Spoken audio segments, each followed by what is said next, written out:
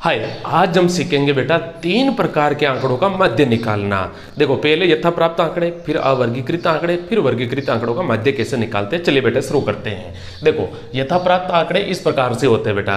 तो इनका मध्य निकालने का फॉर्मूला क्या होता है बेटा, x बार बराबर लेते हैं आंकड़ों का योग बटे आंकड़ों की संख्या, सूत्र होता है बेटा। आंकड़ों का योग करो, यानी सभी को जोड़ो, 3 और 1 4 और 4 और 2 6, 6 और 4 10, यानी इनको जोड़ के लिखते हैं बेटा। ऐसे करके फिर ये लिख लेते हैं, है ना। और बट्टे में कितने आंकड़े हैं, 5 आंकड़े, तो 5 लिख दो। तो x बार बराबर इनको जोड़ा तो कितने हुए बेटा, 4 2 6, 6 और 1 7 और 3 10, 10 बटा 5, यानी 2 आंसर आ गया। ये यथाप्राप्त आंकड़ों से हम निकालते बेटा मध्य। अब अवर्गीकृत आंकड़े किसे कहते हैं बेटा, एक्साई दी हुई होती है और उनकी बारंबारता दी हुई होती है, वो आपके अवर्गीकृत आंकड़े कहलाते हैं बेटा। इनके लिए हम क्या करते हैं बेटा, पहले सबसे पहले एक कॉलम बनेगा, वो किसका बनेगा, f और x को गुणा करने पर बनेगा।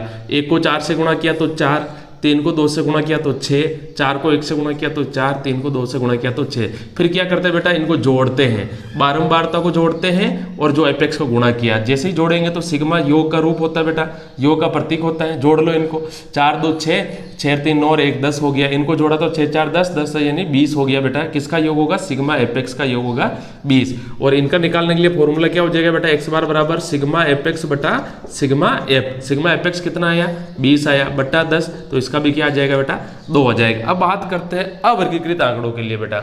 इनके लिए सबसे पहले कॉलम कौन सा बनता है बेटा, सबसे पहले हम निकालते हैं एक्साई निकालते हैं। क्या निकालते हैं, एक्साई। एक्साई निकालने का फॉर्मूला क्या होता है बेटा, वर्ग अंतराल की निम्न सीमा और उच्च सीमा को दोनों को जोड़ जोड़ के 2 का भाग दे दो।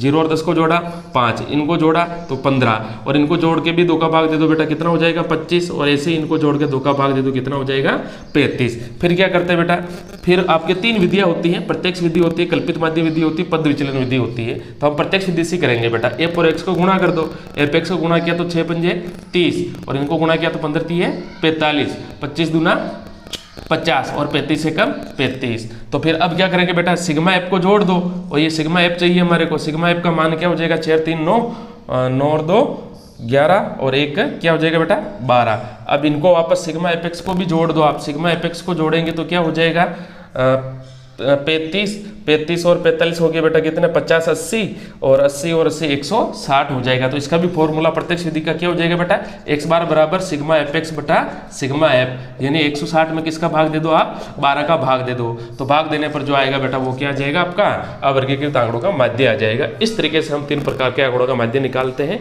अगर बेटा वीडियो अच्छा लगा हो तो लाइक करें, चैनल को सब्सक्राइब करें और दोस्तों को शेयर करें। धन्यवाद।